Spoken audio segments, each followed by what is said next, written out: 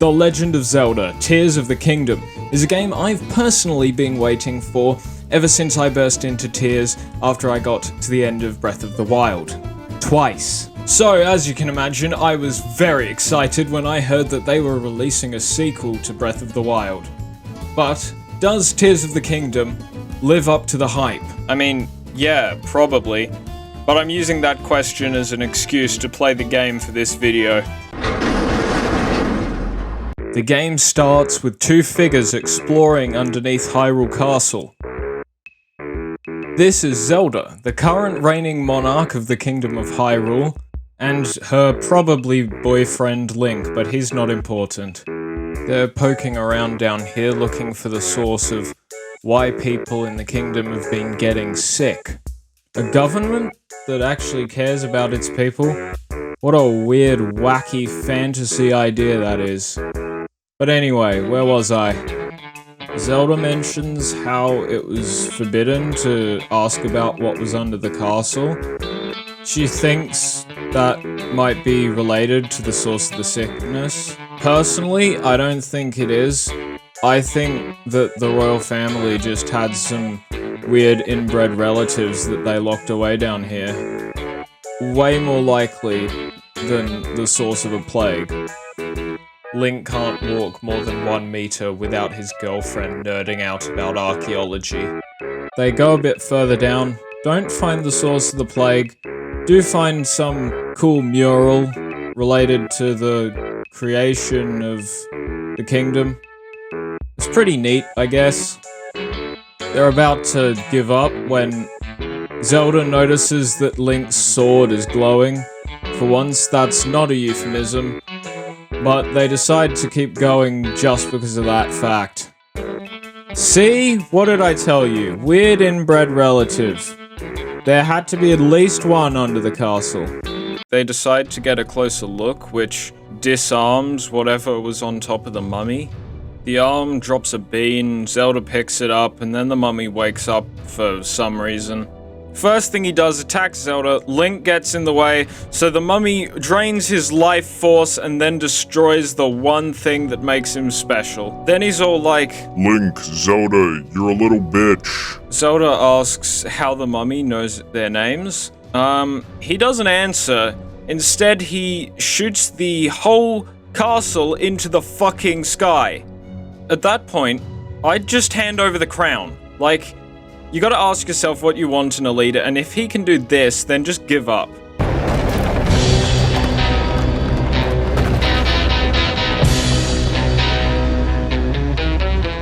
This scene looks serious, but I'm gonna fix that because I don't like my viewers having nice things.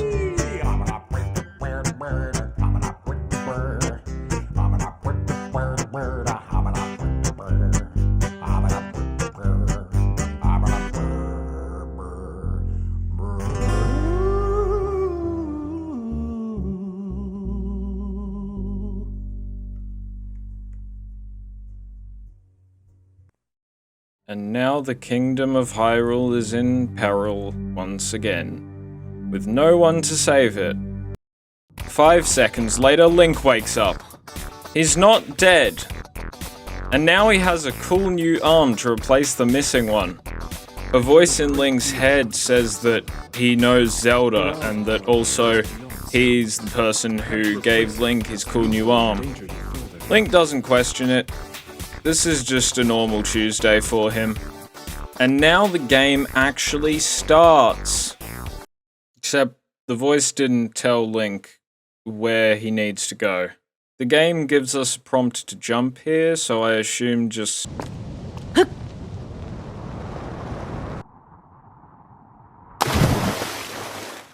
Okay, now we're down here. What now? Link beats a robot to death with a stick. Another robot gives us an iPad and tells us to go to some temple. To be fair, we have nothing better to do. So at the temple, no, you don't get to see me walk there, is a weird door. Link goes to open the door, but his access is denied. Then a giant glowing lizard man shows up. The lizard man's all like, Hello, Link, I'm the first king of this kingdom, Rauru. you don't have enough powers to open that door. So go to that shrine over there and get powers. Also, I'm a spooky ghost now. Did you get all that? And Link's just like...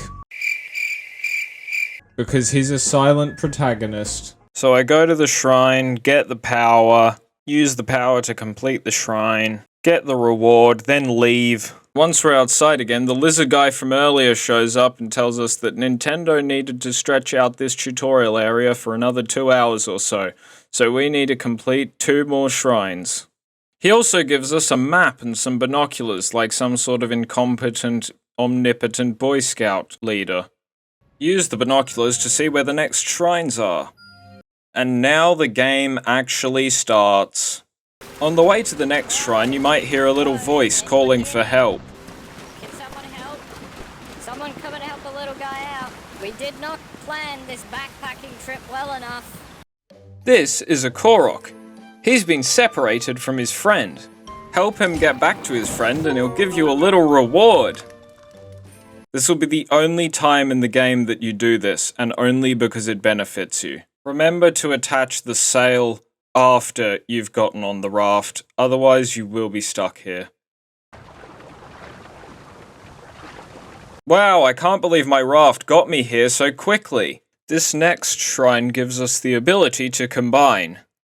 Oh wait, shit, I didn't mean to rhyme.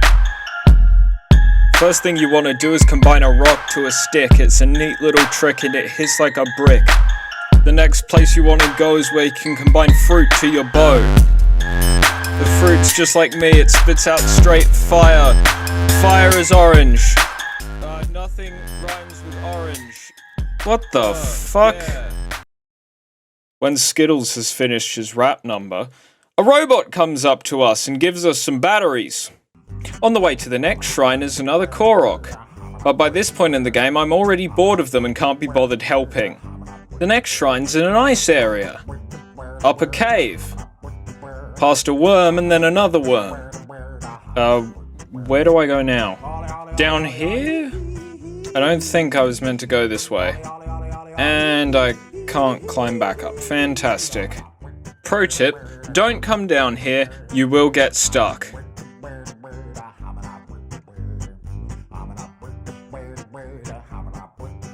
I had to loop all the way back around this whole area just to get back here. Then it took me another 15 minutes to figure out I could climb on these. Finally, only took me half an hour to get to this shrine, Nintendo. This is where we get the Ascend ability. You know, pretty cool game mechanic, pretty core ability. I'm not gonna use it. I'm gonna climb everywhere out of spite. Just because it took me this long to get to it. Glide back down here without dying at all. Now that we have enough abilities, the door finally registers that we are an admin and opens up for us. Hey, it's that bean thing from earlier. We interact with the bean and we go into a dream. Zelda's there and she gives us the power to rewind the time of objects. There was another name for it, but I can't remember it right now. We then use this new power to go to the exit. However, Link is stopped by yet another door that Link can't open because he doesn't have enough hearts. The lizard man tells him that God can give us more hearts. God doesn't want to talk to us because we don't have enough balls. We need one more.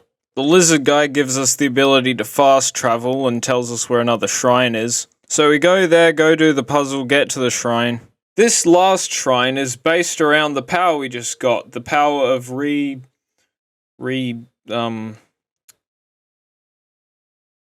I'll remember it in a second, just trust me.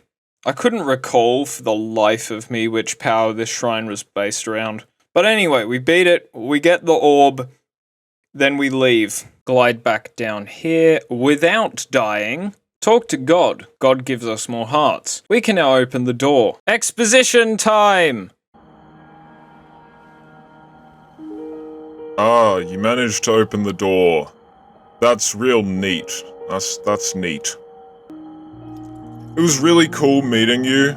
You're exactly like Zelda said. It was real cool.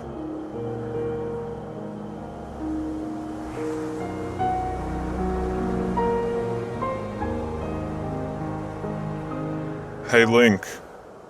You wanna know what my favorite movie is, Link? Star Wars.